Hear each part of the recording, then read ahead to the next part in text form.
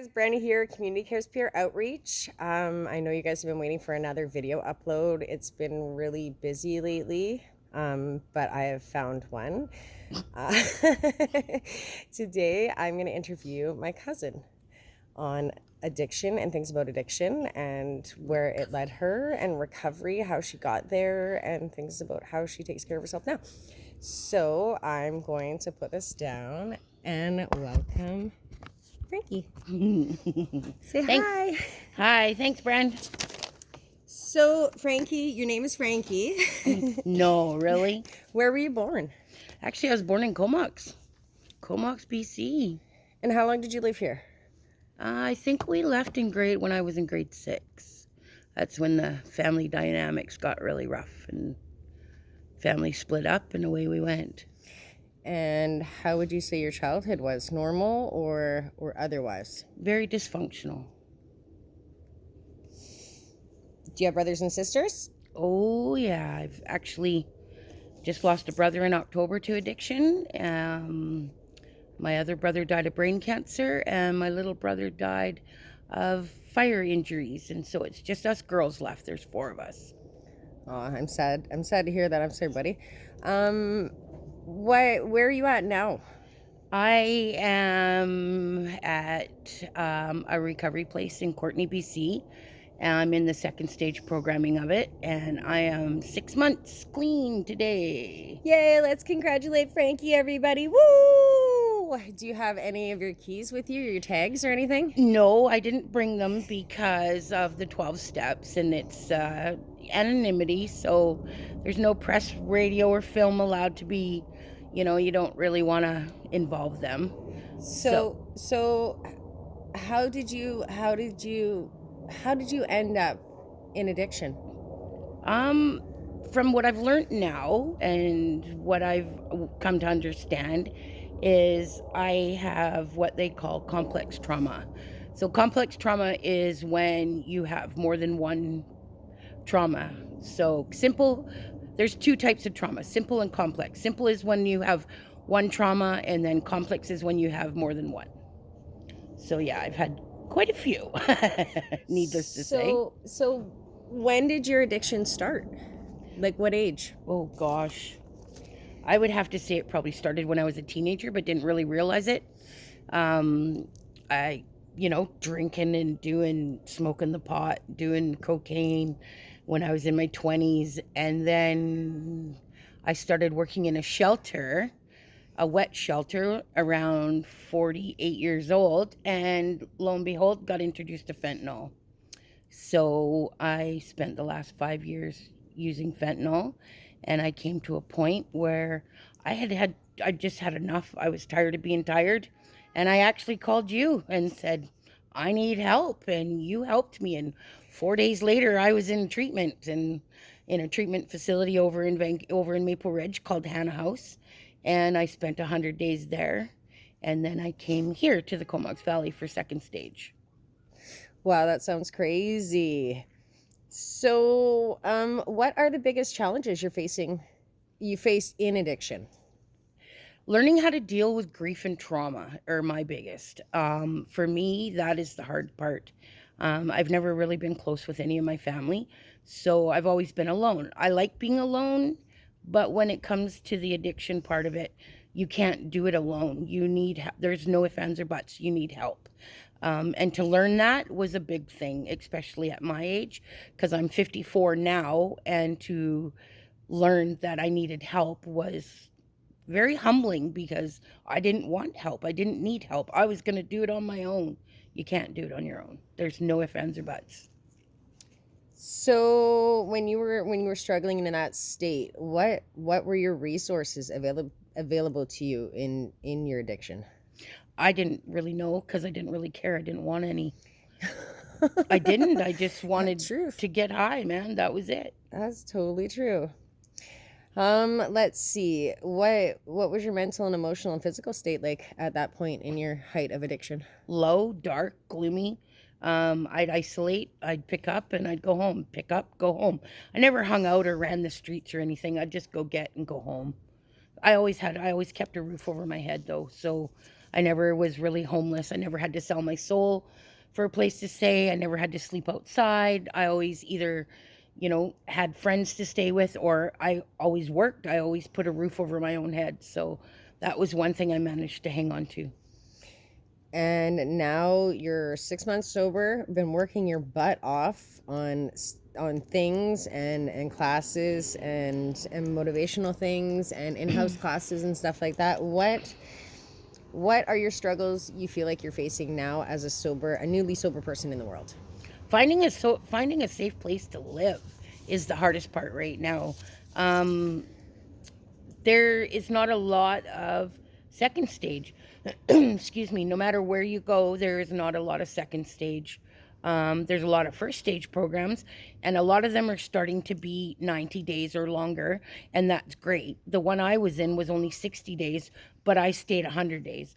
I actually got COVID near the end of it, so I was isolated for about 10 days there. So Yeah, so housing, so maybe like instead of just a second stage housing, maybe a third stage of housing that they would have like, some kind yeah, of funding where it's like an apartment that's built for like, just people that are starting fresh, I guess. exactly, because you can't have a long term, excuse me, second stage, because then the turnover isn't very, if we're taking up those beds, the next girls coming behind us aren't going to get a chance to get into that second stage because we're still occupying that bed.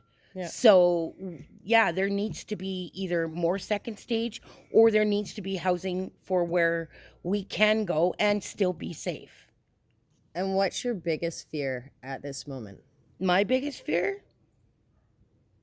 Um, my I would have to say my biggest fear is the grief. I keep losing people. It's day in, day out, each week. The drugs are getting worse. People are dropping like flies. So I'm really struggling with what they call survivor's guilt, because I feel if I can do it, they can do it.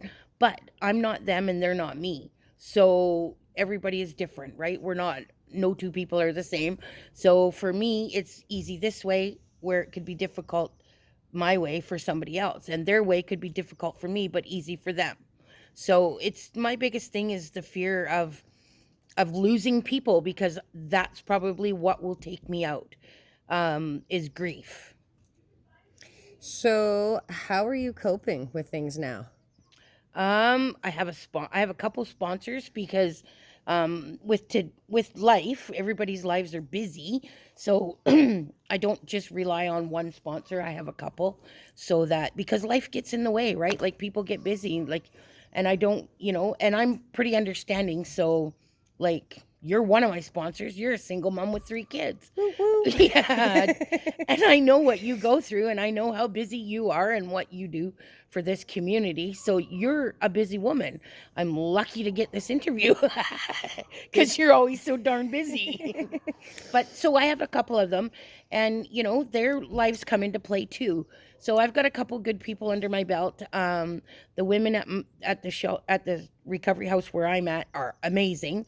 So if I need them, they're there at a drop of a hat. All it takes is one phone call or a knock on the office door, and they're there. They welcome you in. They don't hold judgment. They're the first ones to give me shit, but they'll be the first ones to hug me and tell me that they love me. Like, I've never felt the love that I feel now from where I'm at in this recovery house. The love that they show is amazing, and in the fellowship. So, because I go to meetings, I go to all kinds of meetings. I go to AA meetings. I go to NA. I go to CA. The fellowship that is there is unbelievable. People are amazing. Sobriety rocks, man. I'm telling you. So that being said, in the eyes of an addict, he thinks it's just not fucking possible. And you're honestly sitting here and it's possible. If you were to tell them some kind of wise words or something that's really going to hit home or resonate with somebody, what would you tell somebody? What would I tell somebody? 1, you can't do it alone. 2, you have to learn to reach out. 3, you got to become honest, open-minded, and willing. If you're not honest, open-minded, and willing, you are not going to succeed. And read the big book. Read the big book. That's all I have to say. I've read it a couple times and I still read it every day. I pull something new out of it all the time. Get a sponsor, create a little support group, create your own new little family. You can't do it on, we cannot do it on our own. There's no ifs, ands, or buts. You need help. You're going to need help. And until you learn and accept that, you're probably going to keep struggling. So even with all these things and all these methods of help and recovery and classes and stuff like that, what are your triggers to this day? What are my triggers? Oh, grief, trauma, seeing users like using, that's a big one right there. I just turn my back and walk away because I am a little bit stronger. So I know I don't want to be in that dark, gloomy place ever again. I don't want to live like that ever again. My life is too good now. Everything's beautiful. I go to bed happy. I wake up happy. I want to live, whereas I didn't want to live before. So I try not to think of them as triggers. I try and think of them as challenges because they challenge me and they challenge my recovery. And as long as I'm willing that challenge or beating that challenge, I know my recovery is safe. So while you're fighting the good fight for recovery, while you're doing all these things to keep on top of things, being aware of triggers, keeping yourself away from people, places, and things, what do you do for self-care on hard days? Meditate, pray to my higher power. I finally accepted in the higher power, and I just leave it in his hands, and things seem to happen. I pray, I journal. If I'm, I'll have a bubble bath. I do the girl thing, go for a walk. The ocean is a big one for me. I love the ocean. Just whatever comes up, whatever I feel. Camping's another one. I'm in love with your kids, so the kids do me well. I need to see them every once in a while and get my fix. Yeah. But they're enough to drive you mad too, though. We both know that one. They sure are. But they're amazing. They're great therapy. It's just whatever comes to mind, whatever my interests are. I journal lots. I pray lots. I phone my sponsors. I spend a lot of time with my sponsors. If I'm not calling them, they're calling me. So it works out pretty good. And if there was one thing that you could tell your younger self with the wisdom and knowledge and emotional difference and strength that you have today, what would you tell your younger self? Don't worry, it's going to be okay. Dude, that's awesome. It is. It's going to be okay. Yeah, I like that.